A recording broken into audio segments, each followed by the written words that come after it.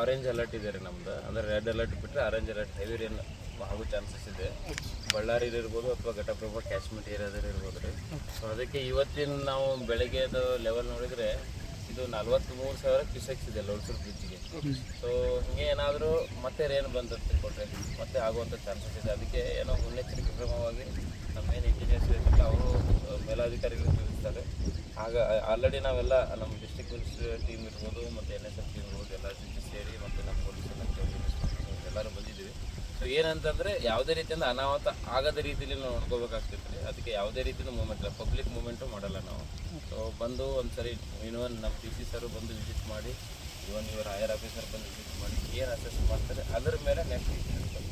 So ಅಲ್ಲಿವರೆಗೂ ಎಲ್ಲರೂ ಸಾರ್ವಜನಿಕರು ಸಹಕರಿಸ್ತಾರೆ. Thank you. ಪ್ರಶ್ನೆ ಮಾಡಬೇಕು, ನಾವು ಪ್ರಶ್ನೆ ಕೇಳ್ತೀವಿ, ಇದನ್ನು ಮಾಡ್ತೀವಿ, ಆನ್ಸರ್ ಮಾಡ್ತೀವಿ. ರೋಡ್ ಚಾಲೂ ಮಾಡ್ತಾ ಇದ್ದೀವಿ. ಇಲ್ಲ, ಆ್ಯಕ್ಚುಲಿ ಏನಾಗೈತೆ ಅಂದರೆ PW ಇಂಜಿನಿಯರ್ಸ್ ಈಗ ಏನಾಗಿದೆ, ಲೋಳ್ಸೂರು ಕಡೆ ಡ್ಯಾಮೇಜ್ ಭಾಳಾಗಿದೆ. ಆಮೇಲೆ ರೋಡೆಲ್ಲ ಕಿತ್ತೋಗಿದೆ. ಆಮೇಲೆ ಇನ್ನೂ ಅಬ್ಸ್ಟ್ರಕ್ಷನ್ಸ್ ಇದ್ದಾವೆ. ಅದನ್ನೆಲ್ಲ ಅಸೆಸ್ ಮಾಡಿ ಅದನ್ನು ನಾವು ಡಿಸಿಷನ್ ತೊಗೊಳಕ್ಕೆ ಇನ್ನೂ ಟೈಮ್ ಆಗುತ್ತೆ. ಯಾಕಂದರೆ ಅದು ಸ್ಟೋನ್ ಆರ್ಚ್ ಬ್ರಿಡ್ಜ್, ಕೆಳಗಡೆ ಕಲ್ಲು ಲಾಸ್ಟ್ 2 years ಬ್ಯಾಕ್ ಕಲ್ಲೆಲ್ಲ ಕಿತ್ತೋಗಿತ್ತು. ಅದು ಮತ್ತೆ ಇದೇ ಥರ ಆಗುತ್ತಂತ ನಮಗೆ ಇನ್ನೂ ಗೊತ್ತಾಗ್ತಿಲ್ಲ. ನೀರಿನ ಲೆವೆಲ್ ಇನ್ನೂ ಕಡಿಮೆ ಆಗಬೇಕು. ಅದಾದಮೇಲೆ ಏನಾಗಿದೆ ಅಂತ ನೋಡಿಕೊಂಡು ನಾವು ಡಿಸಿಷನ್ ತೊಗೋಬೋದು. ಸದ್ಯಕ್ಕಂತೂ ನಾವು ಇನ್ನೂ ಟ್ರಾಫಿಕ್ ಮೂವ್ಮೆಂಟ್ ಅಲೋ ಮಾಡ್ತಾ ಇಲ್ಲ. ಇನ್ನೂ ಎಷ್ಟು ದಿವಸ ಆಗ್ಬೋದು ಸರ್ ಅಂದಾಜು? ಇನ್ನೂ ನೋಡಬೇಕು, ಇನ್ನೂ ನೀರು ಇಳಿಬೇಕು.